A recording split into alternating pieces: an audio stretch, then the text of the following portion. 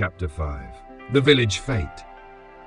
The Meadowbrook village fete was the talk of the week, a much-needed distraction from the dark cloud of the war. Aunt Edith was busy preparing pies for the baking contest, and Tilly found herself roped into decorating the village green, much to her chagrin. Tom, of course, was there, easily lifting heavy wooden planks and laughing with the other villagers. Tilly tried to ignore the flutter in her chest when she saw him, but it was no use. He caught her eye and sauntered over, his grin as infuriating as ever. "Thought you'd sneak past without saying hello?" he teased, leaning against a fence post. "I was hoping you'd be too busy showing off to notice," she quipped, hands on her hips. He chuckled, his eyes never leaving hers. "Hard not to notice you, Tilly."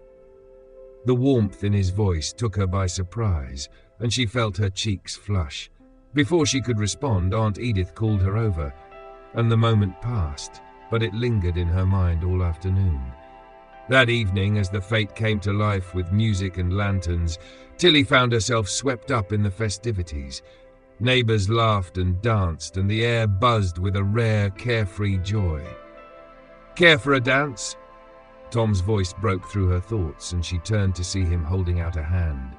She hesitated. "I'm not much of a dancer."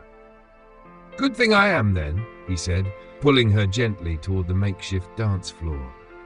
The music was lively, but the world seemed to slow as Tom spun her around. His hand was warm on her waist, his smile easy and genuine. Tilly felt herself relax, laughter bubbling up as he twirled her unexpectedly. "You're a natural," he said, his voice low enough that only she could hear. "I'm just trying not to trip over my feet," she replied, but her smile betrayed her enjoyment. As the song slowed, Tom didn't let go. His gaze softened, and the playful sparkle in his eyes was replaced with something deeper.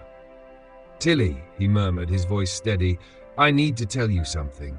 She froze, her heart pounding. "What is it?" He paused, as if searching for the right words. "I know you didn't want to come here, and I know life's not easy right now.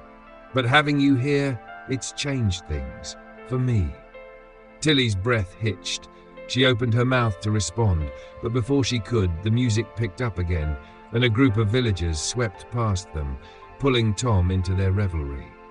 She stood there, the words she couldn't quite say caught in her throat.